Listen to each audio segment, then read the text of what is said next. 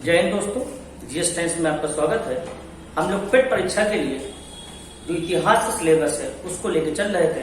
आज उसी क्रम को आगे बढ़ाते हैं। आज राष्ट्रीय आंदोलन, उस पिछली क्लास में हम लोगों ने पढ़ाया था कि भारत की राजधानी दिल्ली बन गई थी, तीसरा दिल्ली दरबार हो गया था और 1 अप्रैल 1912 से भारत की राजधानी दिल्ली पूरी तरीके से घोषित हो गई थी। घोषित 11 में की गई और बन गई 12 में।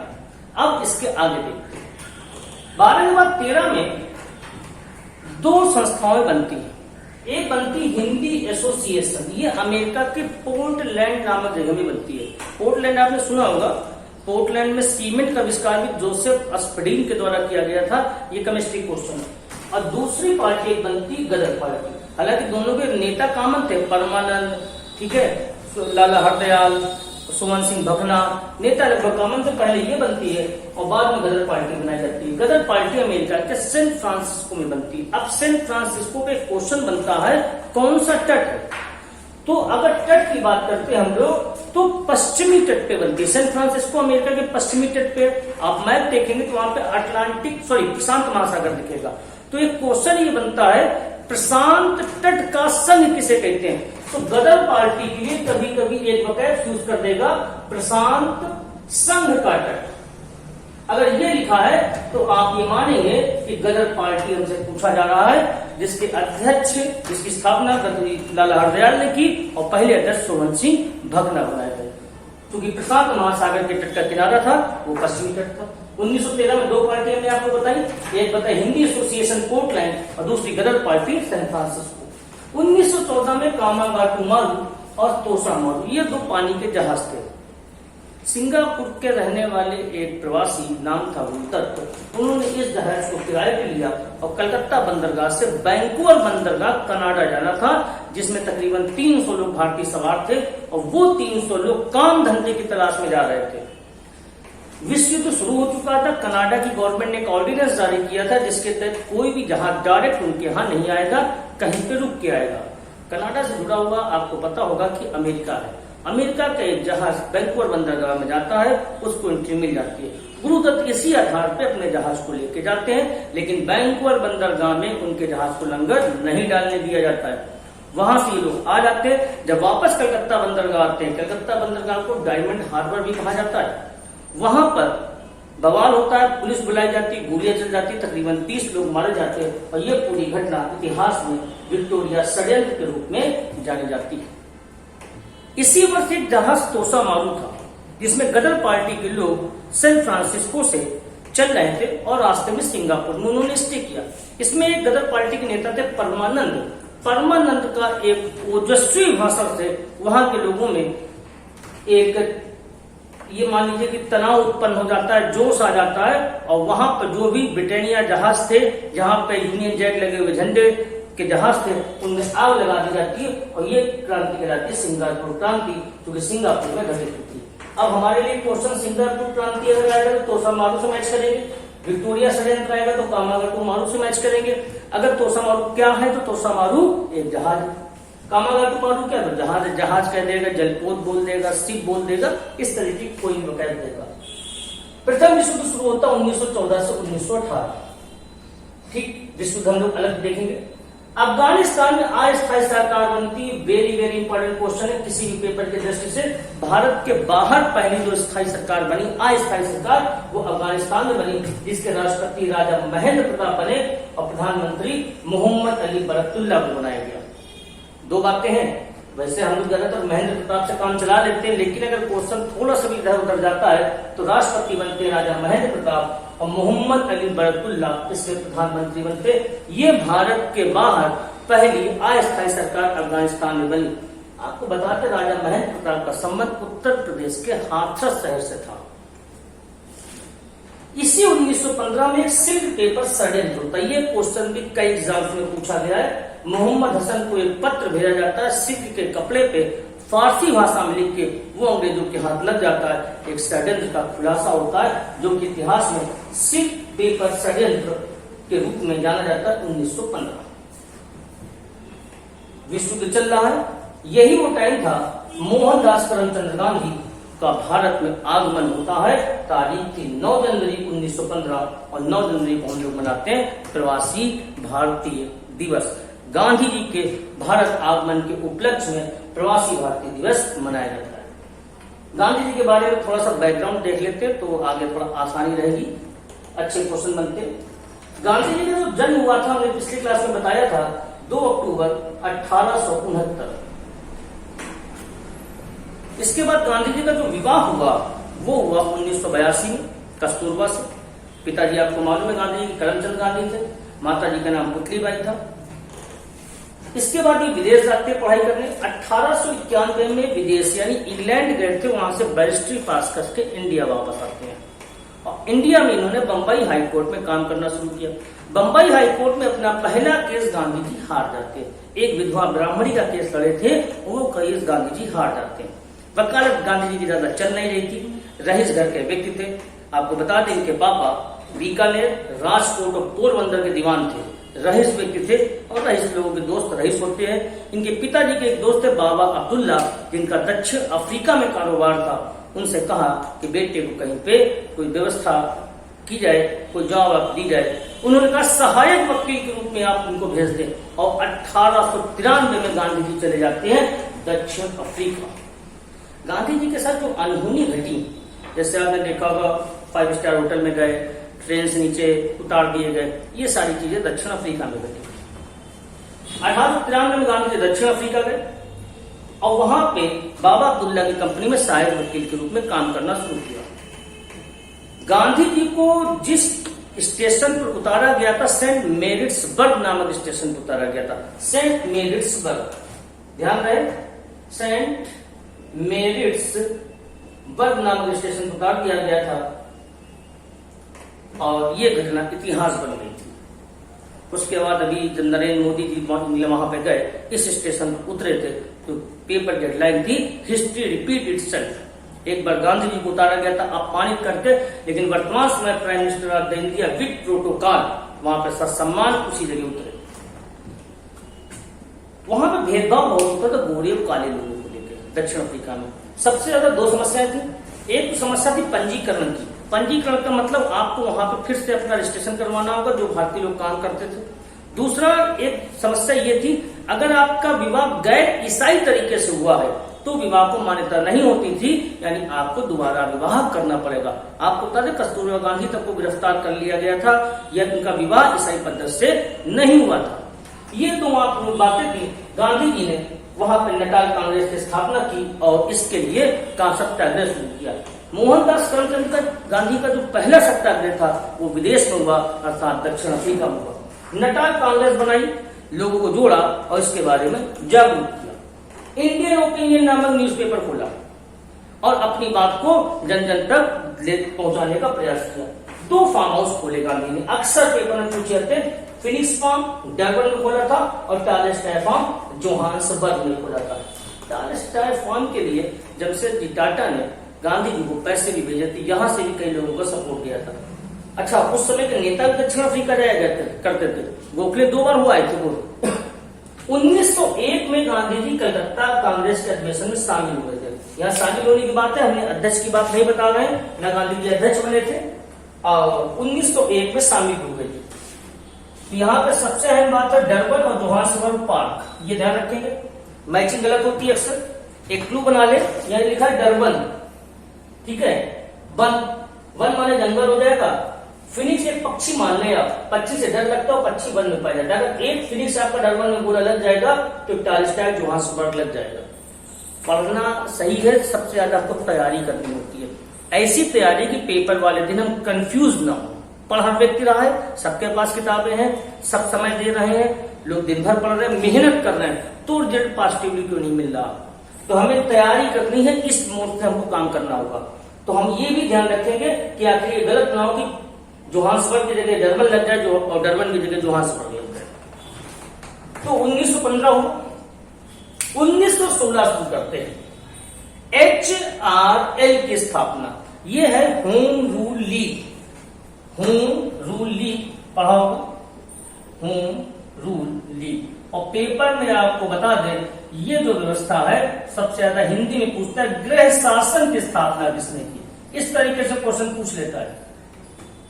आप इस बात को समझते जाइएगा, पढ़ते समय कोई भी सब्जेक्ट पढ़ें उसमें ये ध्यान रखें हमको कैसे तैयार होगा, सबसे ज्यादा जरूरी ये है।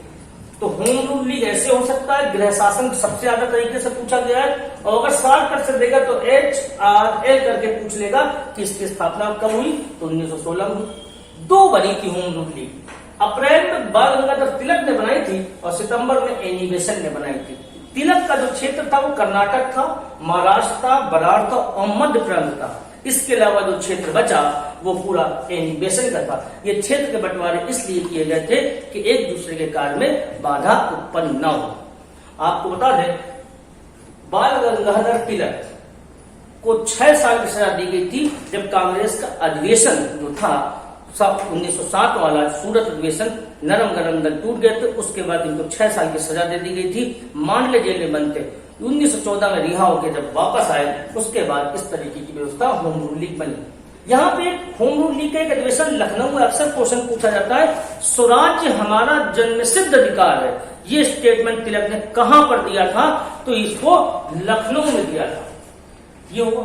यहाँ पे एक पेज और बता दें, हालांकि जल्दी छोटे पेपर में तो नहीं बनेगा, लेकिन इन केस बनता तो तैयारी के रूप में उसको रखे गए। Home rule league Lala Lajpat Rai ने बनाई थी, 1915 में बनाई थी अमेरिका में। एक होम रूल लीग ये, हालांकि इतना इंपॉर्टेंट नहीं है, छोटे पेपर में तो कतई नहीं है, लेकिन फिर भी आप तैयार कर रहे हैं तो Lala Lajpat Rai. In case option में हमारे पास तिलक एलिवेशन नहीं है, लाला है, तो हम तुरंत अपने उस ऑप्शन की तरफ मूव कर जाएंगे। हमारी तैयारी में होना चाहिए। ये 1915 में बनाई गई थी। कांग्रेस का लखनऊ अधिवेशन, इसी वर्ष कांग्रेस का लखनऊ अधिवेशन होता है। आपको पता होगा लखनऊ गोमती नदी के किनारे बसा हुआ है, जिसके अध्यक्ष अंबिका चरण मालूमदार थे। इस अधिवेशन में 2 समझौते होते हैं और दोनों समझौते कराने का श्रेय एनी बेसेंट को सबसे ज्यादा जाता है। एक तो मुस्लिम लीग और कांग्रेस के बीच समझौता हुआ। मुस्लिम लीग 1906 में बनी थी, 10 साल बाद 1916 में कांग्रेस और मुस्लिम लीग के बीच समझौता होता है। दूसरा नरम और दरंगल जो टूट गए थे 1907 में, 9 साल बाद इन दोनों का समझौता हो जाता है और ये 1916 था। यही 1916 था, बिहार के नेता थे राजकुमार शुक्ला, उनकी गांधी जी से मीटिंग होती है। BHU की स्थापना, बनारस हिंदू विश्वविद्यालय, बनारस में कभी एनी बेसेंट ने सेंट्रल हिंदू कॉलेज की स्थापना की थी, जो आगे चल के मदन मोहन मालवीय के प्रयासों से BHU बना। ऐसा कहा जाता है काशी नरेश ने BHU के लिए जमीन दान दी थी और इसका शिलान्यास कभी पूछा जाए तो लॉर्ड हार्डिंग के माध्यम से किया गया था। और यहाँ पे एक बहुत अच्छा क्वेश्चन बनता है, गांधी जी का भारत में पहला पब्लिकली भाषण कौन सा था, अर्थात पब्लिक के बीच में दिया गया भाषण, तो बनारस शहर, ध्यान रखेंगे।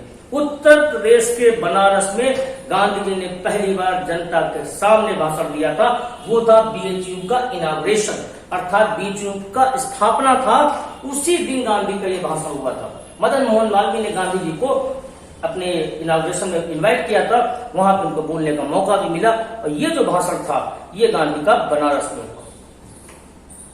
गांधी का पहला भाषण बनारस हो गया। इस तरीके के क्वेश्चन हमारे बनते हैं। इसके बाद आता है 1917, कांग्रेस का कलकत्ता अधिवेशन, अध्यक्ष Annie Besant. Home rule league काफी समय हिट थी, उसके बाद कांग्रेस का अध्यक्ष एनी बेसेंट को बनाया गया। हमने पिछले वीडियो में आपको बताया था कि कांग्रेस के 3 महिला अध्यक्ष हैं, 1917, उसके बाद 25 और फिर 1933। तीनों में क्लू बताया था, आप पिछले वीडियो में देखिएगा, 8-8 साल का डिफरेंस है। अब 17 में एनी बेसेंट, 25 में सरोजिनी नायडू और 33 में बनती है नलिनी सेनगुप्ता। तो फिर से हम लोग रिपीट कर लेंगे, पूरी पढ़ाई को हम लोग तैयारी कर रहे हैं, जितनी बार रिवीजन करेंगे उतना ज्यादा हमारे लिए अच्छा रहता है। कांग्रेस के कलकत्ता अधिवेशन हुआ, एनी बेसेंट अध्यक्ष बने। इसी 1917 में 3 कठिया आंदोलन चंपारण हुआ।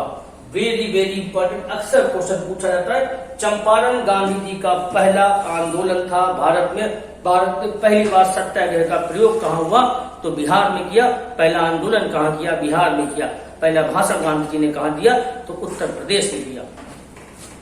3 कठिया की व्यवस्था कुछ इस तरीके से थी, किसान अनाज बोया करते थे। अभी तक क्या था कि कलर नहीं बने थे, केमिकल के रंग नहीं बन पाए थे, तो नील बोई जाती थी। इंडिगो हार्वेस्टिंग उसको बोलते थे। और कुछ नील कॉन्ट्रैक्टर थे, वो किसानों से कॉन्ट्रैक्ट साइन किए थे कि आपके पास 20 कट्ठा अगर जमीन है तो आप उसमें 3 कट्ठे पर नील बो दो और बाकी में आप अनाज बो दो। ठीक है, तो 3/20 में नील हो जाएगी, बचा कितना 17/20 में आप अनाज बो दो। ये कॉन्ट्रैक्ट था। किसानों के लिए नील कोई काम की होती नहीं थी, बो देते थे, कॉन्ट्रैक्ट खरीद के उसको यूरोप की मार्केट में बेचते थे। अच्छा, उस समय नील से किताबें छापी जाती थी, जो हमारी इंक होती है ब्लैक, उसमें ब्लू जो स्याही बनती थी वो यही होती थी।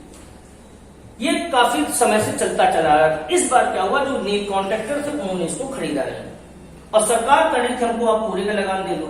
इस बात का विवाद था। इसी विवाद को राजकुमार शुक्ला ने गांधी जी से 1916 में डिस्कस किया था और फिर बिहार आने का आह्वान किया। 1917 में गांधी जी बिहार आते हैं। गांधी जी बिहार आते हैं और इस आंदोलन का नेतृत्व करते हैं। गांधी जी के साथ बिहार के लोकल नेता श्री कृष्ण सिंह, अनुग्रह नारायण सिंह, ठीक है, डॉक्टर राजेंद्र प्रसाद, राजकुमार शुक्ला, ये पूरी टीम थी। और पहली बार गांधी जी का जो सत्याग्रह हुआ वो यहीं पर। अब इस सत्याग्रह में जब गांधी जी आंदोलन को लीड कर रहे थे तो पहला काम होता पुलिस लाठी चला देगी। पुलिस ने लाठी चलाई, ये लोग नहीं भागे। दोबारा फिर लाठी चलाई, फिर नहीं भागे। अब लाठी पड़ने पे भीड़ हमेशा भागती थी, लेकिन पहली बार ऐसा हो रहा था कि गांधी जी के नेतृत्व में भीड़ नहीं भाग रही थी। जो उनका कैप्टन था उसने लीड की, पूछा कि कौन लीड कर रहा, तो पता लगा कोई मोहन दास है का बुलाओ। बात की गई, कुछ % के नुकसान पर बाकी मान लिया गया। कुछ % के नुकसान पर बाकी मान लिया गया। कहीं ना कहीं गांधी जी की ये जीत हुई यहाँ पर। हालांकि कुछ लोगों ने विरोध किया कि भाई पूरा क्यों नहीं माफ कर रहा है। पूरा तो नहीं माफ हुआ, लेकिन कुछ % के नुकसान पर बाकी माफ कर दिया गया। इसी समय रविन्द्रनाथ टैगोर ने गांधी जी को महात्मा की उपाधि दी। मतलब इतना सब होने के बावजूद भी जो व्यक्ति आगे ना बढ़ा हो, कुछ ना बोला हो, तो महात्मा कहा। और पलटवार में गांधी जी ने गुरुदेव कहा। महात्मा किस आंदोलन में कहा गया? महात्मा कहा गया चंपारण में। किस धरती पे कहा गया? गांधी जी महात्मा कहाँ बने? तो बिहार की धरती पे गांधी जी महात्मा बनते हैं। ये बात ध्यान रखिएगा। क्वेश्चन को मूव करवाता है वो। हर बार चंपारण नहीं देगा, कभी बिहार देगा, इस तरीके से अलग अलग वगैरह हमको देगा। गांधी का यह आंदोलन सफल माना गया कि चंपारण सफल हो गया। तो हमारे अब 3 कट गया। अच्छा, एक चीज और ध्यान रखेंगे, हमेशा हम लोग 3/20 पढ़ा करते हैं। मान लीजिए कभी पूछते अनाज कितने में हो जाता था तो आप घटा कर देखिए ऑप्शन 17/20। रट के नहीं चलेंगे। क्वेश्चन क्या है, किस तरीके से पूछा जा रहा है, ये हमें ध्यान रखना है। चंपारण गांधी जी का सफल आंदोलन रहा और चंपारण से मोहनदास करमचंद गांधी का नाम पड़ गया महात्मा गांधी। इसी सत्र में आगे देखेंगे सैडल आयोग लाया जाता है। शिक्षा से संबंधित था, डायरेक्ट क्वेश्चन। और वास्तविक तौर से कलकत्ता विश्वविद्यालय की जांच आयोग के लिए इसको तैयार किया गया सैडल आयोग। अब देखते हैं 1918 का। 18 में गांधी जी के 2 आंदोलन है। एक अहमदाबाद आंदोलन है और एक खेड़ा आंदोलन है। अगर क्रम लगाने को कहेगा, क्रम लगाने को आते हैं क्वेश्चन, कौन सा आंदोलन पहले हुआ, कौन सा बाद में हुआ, क्रम से लगाए तो पहले अहमदाबाद लगेगा, बाद में खेड़ा लगेगा। ठीक है, भूलने जाए, हालांकि दोनों मार्च में, तो 15 मार्च 1922, 22 मार्च 1922। इसमें बड़ा कौन है? आप देखिए अहमदाबाद, इसमें कई अक्षर है तो बड़ा हो गया, तो ये पहले आ जाएगा, खेड़ा वाले बाद में करते हैं। कुछ क्लू बनाए, जब क्लू आप बनाते हैं तो निश्चित तौर पर वो आसान हो जाता है। अब भाई आदमी कब तक तारीख याद करेगा, डेट कहां तक याद रखेगा, भूल जाएगा। जो बड़ा है वो पहले आ जाएगा, खेड़ा बाद में आ जाएगा। यही कंफ्यूजन होगी, क्योंकि 18 में 2 है, चंपारण पहले हो गया, 17 में हो गया, कोई समस्या नहीं होनी चाहिए। अहमदाबाद में प्लेग बोनस की लड़ाई की। अहमदाबाद में कपड़े जो के मिल मालिक जो थे उन्होंने प्लेग बोनस कम कर दिया था। पहले प्लेग फैला था तो उसका बोनस दिया जा रहा था, यानी मेडिकल अलाउंस थे उसको काट दिए। मजदूरों को ये लगा कि हमारी पेमेंट कम हो गई, मजदूर इस बात पे हड़ताल कर देते हैं। गांधी जी भी इनके साथ आ जाते हैं, लेकिन गांधी जी था कुछ देर बैठते तो उसके बाद चले जाते थे। गांधी जी हमने बताया एक रिच फैमिली को बिलोंग करते थे और इनका लोकल प्लेस था अहमदाबाद, तो वहां पे मील मालिकों से दोस्ती थी।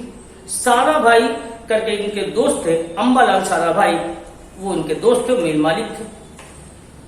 एक बात दिन क्या हुआ कि मजदूरों ने कमेंट मार दिया कि गांधी जी आप क्या जाने गरीबी क्या होती है, 2 वक्त का चूल्हा कैसे जलता है, बच्चे कैसे पाले जाते हैं। गांधी जी को ये बात नागवार गुजरी और उसी शाम आके वो उन मजदूरों के साथ भूख हड़ताल पे बैठ गए। गांधी जी की पहली भूख हड़ताल जो हुई थी वो अहमदाबाद में हुई। ध्यान रहे, पहली भूख हड़ताल अहमदाबाद में हुई। पहला भाषण उत्तर प्रदेश बनारस, पहला आंदोलन जो हुआ वो हुआ चंपारण बिहार में, और पहली बार गांधी ने जो भूख हड़ताल की वो अहमदाबाद में की।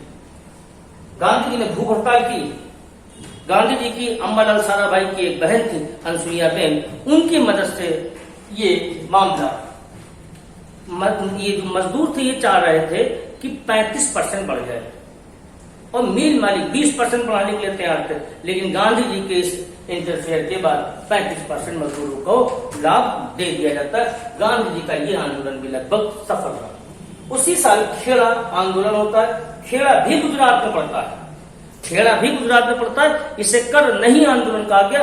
लगान की दरें बढ़ी हुई थी और उन दरों के लिए गांधी जी ने आंदोलन किया और गांधी जी खेड़ा भी जीत गए।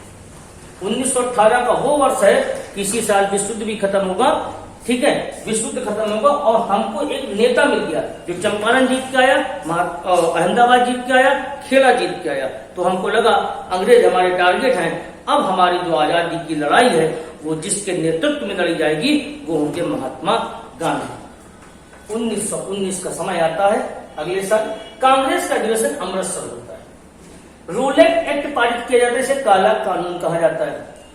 रोलेट एक्ट पारित इसलिए होता है, आपको बता दें, विश्व युद्ध जब समाप्त हुआ तो अंग्रेज जीते, और अंग्रेज जब युद्ध जीते तो इन्होंने तुर्की में तख्ता पलट किया। तख्ता पलट क्या किया, वहां पे लोकतांत्रिक सरकार बनाने की बात बोली, और वहां के जो राजा थे वो मुसलमान थे, दुनिया भर के धर्मगुरु कहलाते थे, अर्थात खलीफा कहलाते थे। उनको पद से हटा दिया तो दुनिया भर के मुसलमान नाराज हो गए।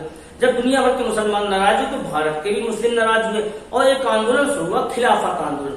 खिलाफत आंदोलन को भारत में जो लोग लीड कर रहे थे उनका नाम था मोहम्मद अली और शौकत अली। इन लोगों ने गांधी से सहायता मांगी। गांधी ने कहा आप लोग असहयोग करो। इस खिलाफत आंदोलन के दमन के लिए अंग्रेजों ने एक एक्ट पारित कर दिया, रोलेट एक्ट। इसमें क्या था, बिना अपील, बिना वकील, बिना दलील का कानून, यानी पुलिस आपको पकड़ ले जाएगी, आपको वकील नहीं रखना है, किस आधार पर ले गई है ये भी नहीं किसी को बताएगी, इसलिए इसको काला कानून की संज्ञा दी गई। इसमें दो नेताओं को गिरफ्तार किया गया, डॉक्टर सतपाल और सैफुद्दीन किचलू। रामनवमी का त्योहार था, भीड़ थी, उस भीड़ को लोग संबोधित कर रहे थे, जनता को जागृत करने का प्रयास कर रहे थे, खिलाफत आंदोलन के नियमों को बता रहे थे, रोलेट एक्ट का विरोध कर रहे थे। तो इसी एक्ट में दोनों को गिरफ्तार कर लिया गया। ये दो नेता जब गिरफ्तार हो गए उसके बाद वैसाखी का त्योहार आएगा, तारीख होगी 13 अप्रैल 1919। इस दिन वैसाखी का त्योहार था। भीड़ थी अमृतसर शहर में, लोग फैमिली के साथ, बच्चे, महिलाएं, त्योहार का दिन था तो लोग सड़कों पे थे ही। अच्छा, जिस दिन गिरफ्तार किया गया था उस दिन पंजाब के गवर्नर ओ डायर ने अमृतसर आर डायर के हवाले कर दिया था। एक देखिए हमने यहाँ पे चित्र बनाया है, भारत के अंदर पंजाब है, पंजाब के अंदर अमृतसर है। अब हमसे अगर कहेगा जलियांवाले बाग कांड के समय गवर्नर कौन था, तो भारत का पूछते तो चंद्रचूड़, पंजाब का पूछते तो ओ डायर और अमृतसर का कहते तो आर डायर। दो डायर है, एक आर डायर है, ओ डायर है, ध्यान रखिएगा। आर डायर को अमृतसर सौंपा। आर डायर ने यहाँ पे क्या किया, डुग्गी पिटवाई और कहा यहाँ पे धारा 144 लगी है, कोई भी आदमी ग्रुप या समूह नहीं बनाएगा। 13 अप्रैल के दिन लोग थे, एक बाग था, जल्लू नाम के व्यक्ति की अपनी प्रॉपर्टी थी, वहां पे लोग बैठे थे। अब राम जाने वो बातचीत कर रहे थे, कोई मीटिंग हो रही थी कि वहां पे सिर्फ टहल रहे थे, बैठे थे, क्या था, एक भारतीय ही व्यक्ति ने जाके जनरल डायर से शिकायत कर दी। जनरल डायर वहां पर आता है और भीड़ को, मैदान को खाली करने के लिए बोलता है। 3 मिनट का समय देता है कि आप 3 मिनट में खाली कर दो। अंदर 2000 से ज्यादा लोग थे, वो कहाँ खाली हो जाते, भागने का एक गेट था, उस गेट पर जनरल डायर अपने लोगों के साथ स्वयं खड़ा हुआ था, बंदूक लिए।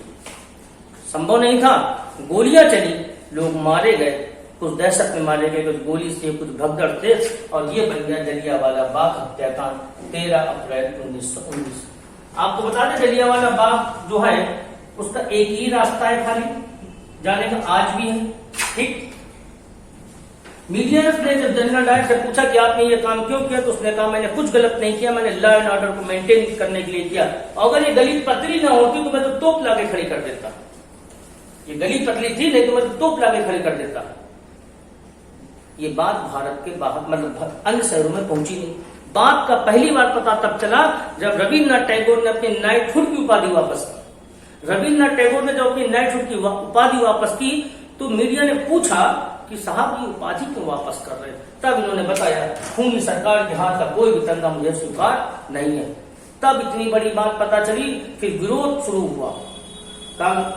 सरकार ने देखा जब विरोध चल रहा तो उन्होंने एक हंटर कमेटी बना दी।